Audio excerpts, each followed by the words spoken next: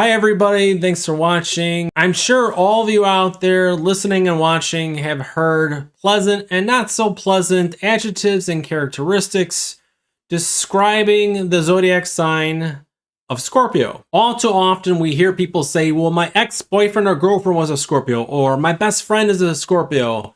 And people define what a Scorpio is based upon that. But astrology is way more nuanced than that. What'd you say? Today I present the first of a series of videos in which I present to you the zodiac sign and what the mythology says about them.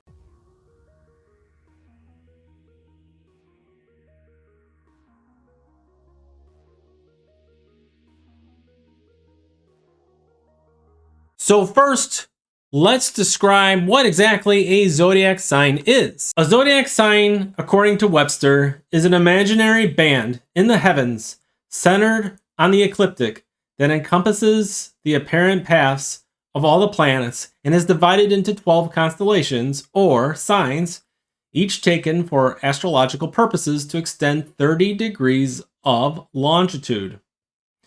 Also, a figure representing the signs of the zodiac and their symbols. Secondly, we really need to define what exactly a myth is. From an objective standpoint, a myth is a traditional story, especially one concerning the early history of a people or explaining some natural or social phenomenon, and typically involving supernatural beings or events. There is a saying in spiritual ideologies and even in mystical circles, as above, so below, as above. Mythologies are not just solely in the collective unconscious and our personal unconscious, shaping our actions. Because inversely, our actions, feelings, and thoughts are not only redefining mythologies and the collective and personal unconscious. Our ideas, feelings, and thoughts and actions today and every day going forward will alter and change and create new versions of some of the old myths and create brand new myths for today and into the future. So with that said, it is important today that we look at the old stories and myths that have shaped our understanding of the zodiac sign Scorpio in astrology.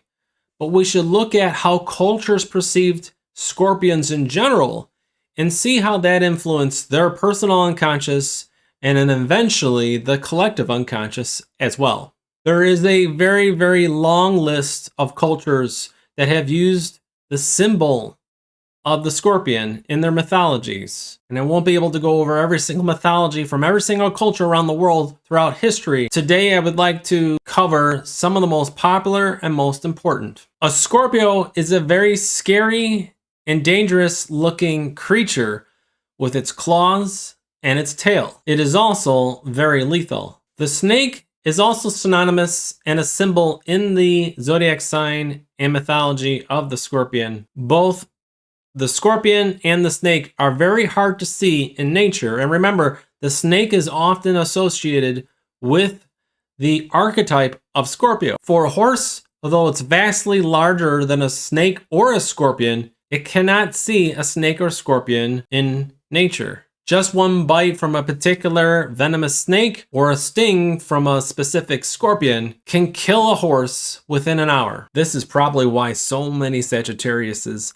have a complicated relationship with not only snakes and scorpions, but with Scorpios as well. That's for a totally different video. So I mention this because if you can't see something and it can kill you, that brings about a tremendous amount of fear and fright. That's pretty scary. And so we could start to see why fear and scary and danger and lethal has been associated with Scorpio. Cultures around the world throughout history, you've seen in their literature and in their art, scorpion guards, scorpion kings, and more to illustrate that fear and that power. We see possessive, lethal, fear, and power associated in many cultures. In the Greek culture, we know of the tale of Orion, Artemis, and the scorpion. Some say that it was Orion that was going to kill all the animals on Earth.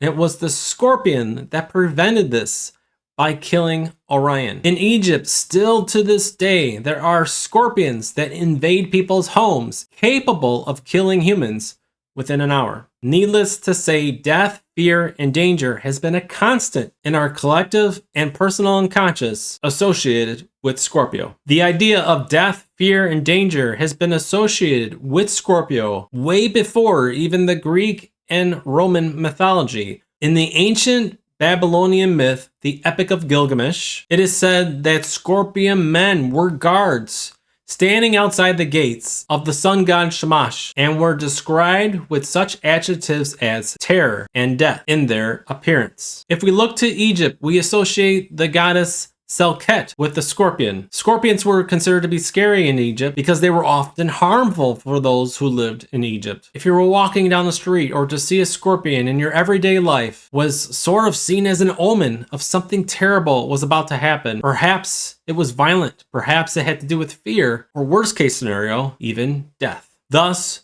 creating more and more nuance to the archetype we know today. A scorpion goes through what we call a molten process in order to shed its exoskeleton. That exoskeleton that it molts, it attracts predators like a magnet.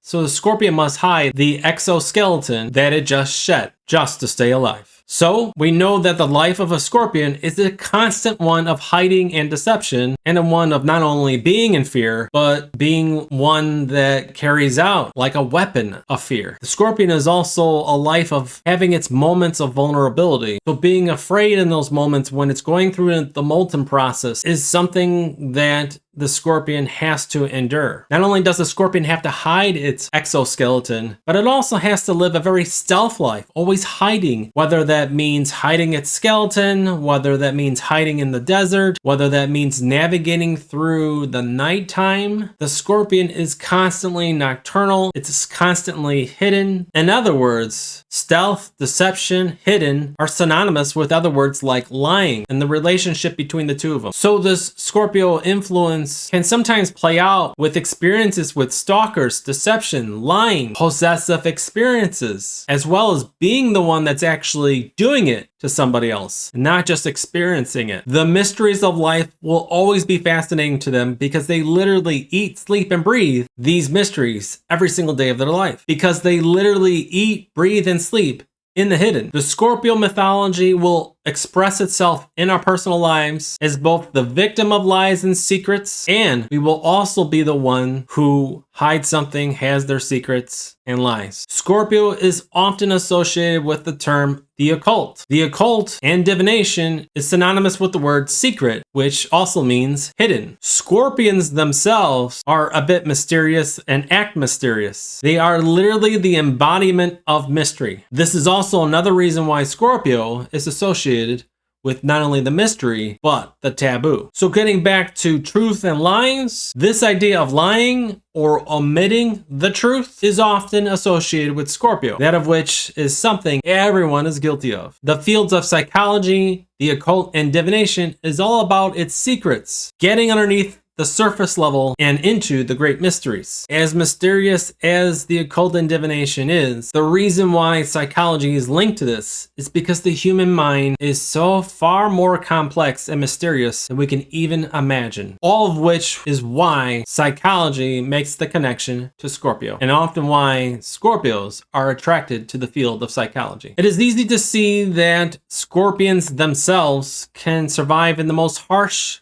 climates and conditions. Well, a scorpion is determined to thrive and survive no matter what. Quite easy to see why Scorpio is associated with being determined and being what we call a fixed sign. Because of that determination that a scorpion actually has to survive and thrive in water and sand. I don't like sand. Pocket sand. That in turn becomes part of our collective unconscious, which then shapes the archetype of Scorpio. That fixed sign description of the Scorpio is of course because of this determination and endurance that scorpions themselves have. Despite the many interpretations, mythologies of scorpions in general, or the various myths and archetypes that make up the zodiac sign of Scorpio, the one thing that they all can agree on is that Scorpio's influence is one of resourcefulness and one of the most capable influences of all the zodiac signs due to its capacity to thrive and survive in the most complex and challenging situations. I'm not sure I would agree with saying that Scorpio itself is synonymous with fearless, because the mythologies show us that the scorpion must face vulnerability as well as fear. So I would rather say that the mythologies show us that Scorpio is connected to this idea of fear and sometimes struggles with being vulnerable and navigating the unknown, although at the same time attracted to it. So as I mentioned earlier, we know that the scorpion goes through this molting process. That's where it is the most vulnerable, but that's where the resourcefulness comes in. The scorpion knows it can hide the exoskeleton so other predators don't become attracted to its location, and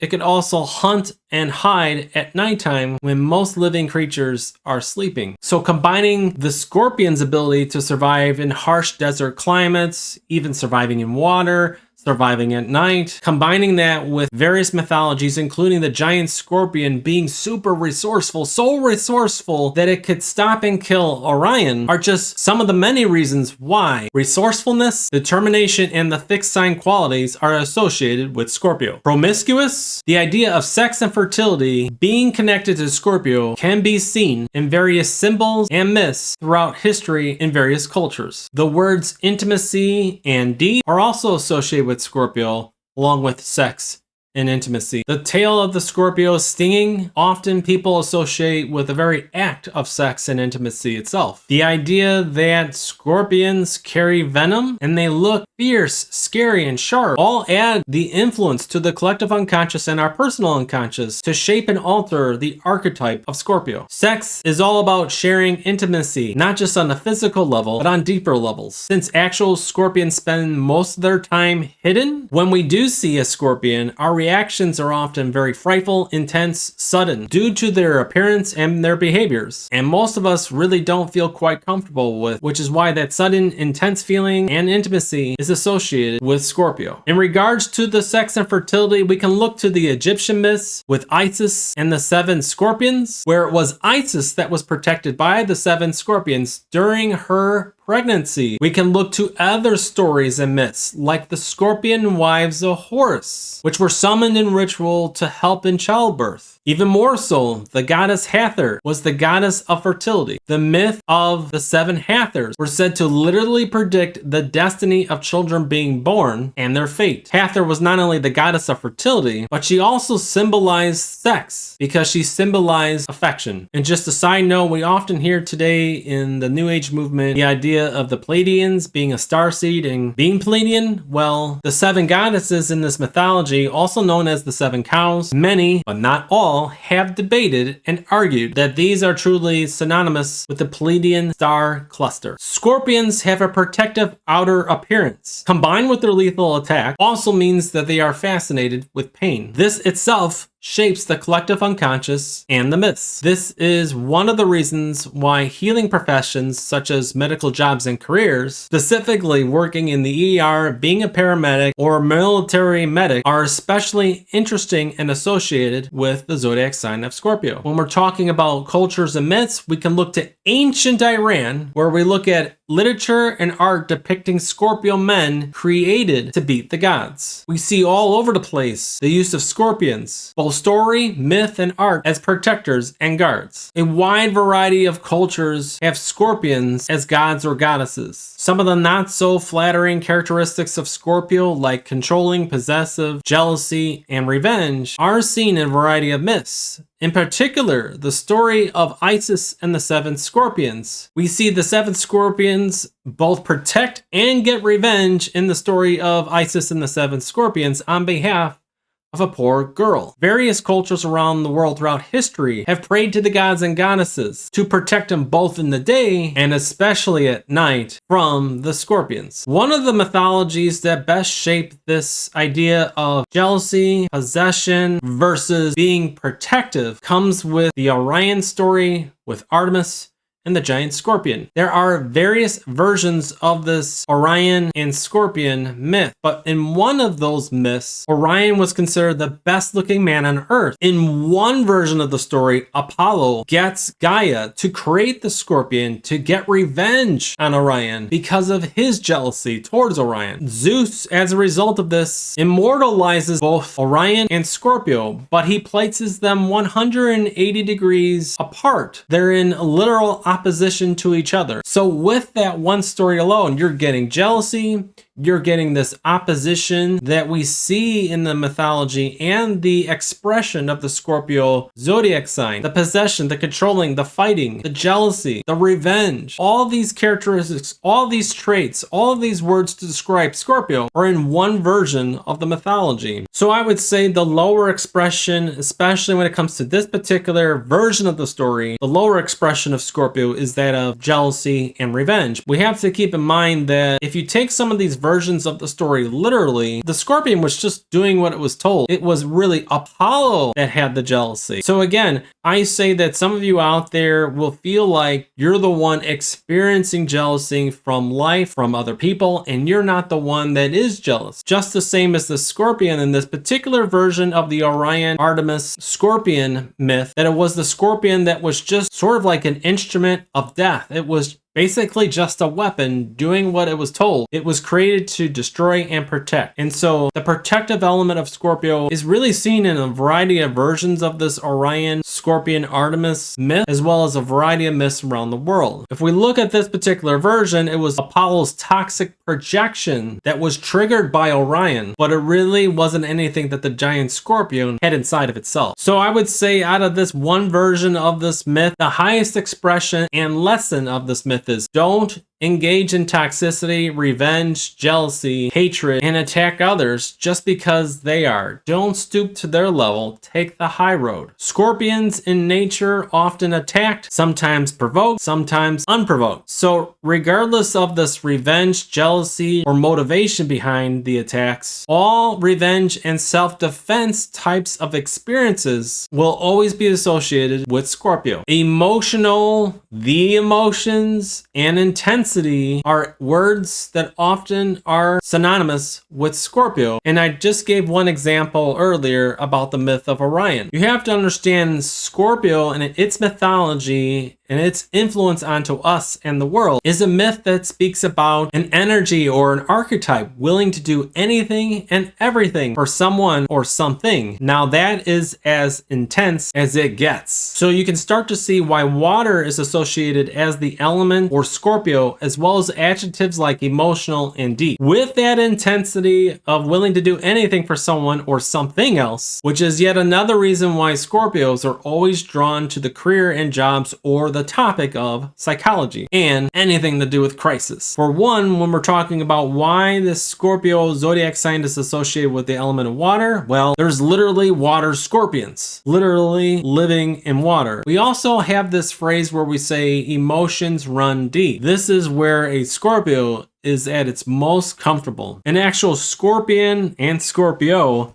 is very guarded with its emotions and heart, with the actual scorpion itself being guarded, especially when it's vulnerable during the molten process. Because it's willing to do anything and everything for somebody else, the act of destroying Orion to save the earth and all the animals is an act of loyalty. So you can start to see this energy and influence of doing anything and everything for someone or something else. And why it would be so guarded, because quite frankly, not everyone is willing to act so intensely and be so protective like a Scorpio, which is why Scorpio can sometimes be almost impossible to be vulnerable. It hates vulnerability, and at the same time, when it gets vulnerability and it can trust it, it's almost addicted to the vulnerability because it's so intense. The act of loyalty, like the giant Scorpio did in the mythology with Orion and Artemis, willing to do anything to save their life, the planet Earth, and all the animals. That is some intense, deep emotional love. So, to betray that type of love and trust, knowing that they think and feel on an unconscious level that they would do anything for you, is a very deep and emotional trait. And a betrayal of that would result in this revenge influence and expression of Scorpio. We see scorpions, of course, being lethal with its venom and its sting, and almost being drawn to the worst crisis and pain you can possibly think of. Whether they want to admit to it or not, somehow, some way, life will bring those experiences along their way. We know the molten process of a scorpion is to shed its old exoskeleton, and during that process, it's actually growing its claws. So it's going through these constant rebirths. The snake is often associated with Scorpio, and we all know that the snake constantly is shedding its old skin. This is rebirth after rebirth after rebirth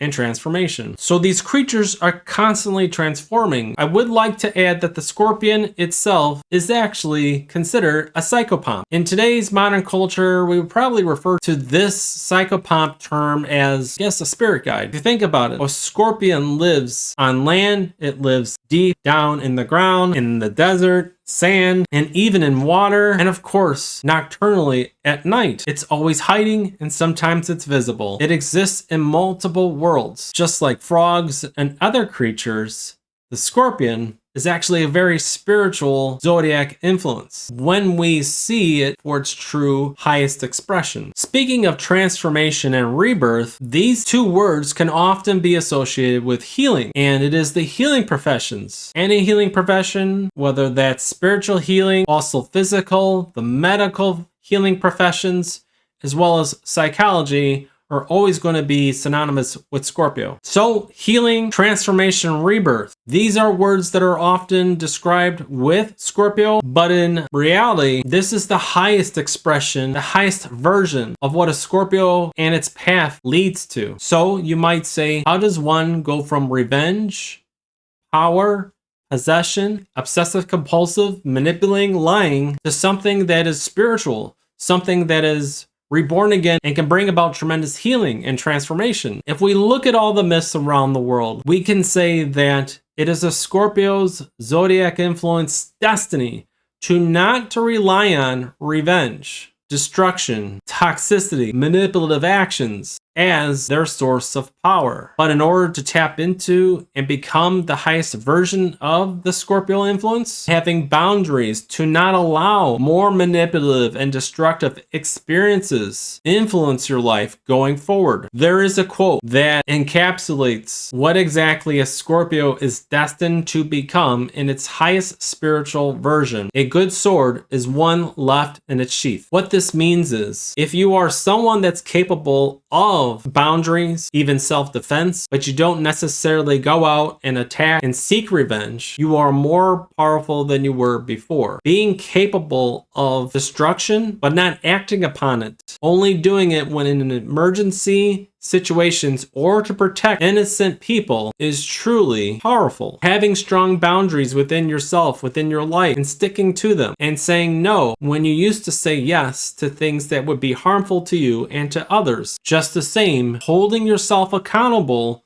to not being manipulative, revengeful, toxic, or harmful to others or society makes you even more powerful and brings you a heck of a lot more peace than you once had before. There is a parable that best describes the sphere and the Scorpio archetypal influence. In Vedanta, the parable of the rope and the snake, a man is walking down the road when suddenly it sees something in the road which it thinks is a snake, and it thinks the snake is about to attack it. So the man runs away. The very next day in the morning, the man returns to the same path, the same area where that snake was, only to discover that there wasn't a snake there at all. In fact, it was just a rope. So, in this story, the man is projecting his own insecurities and fear into the world, so much so that it's distorting reality, that it thinks that a rope in the middle of the road is a snake that's about to attack him. Most of us live in this world not truly whole. So we go about our lives seeing the world heavily influenced by whatever is in our unconscious. Just like the parable of the rope and the snake, the Scorpio archetypal influence sometimes shows up in our lives as a projection of something not so pleasant even before the event ever occurs. And just like the man in the story, when he returned in the morning the next day when it was light outside and he could see, he saw the world as what it was because he was able to finally be calm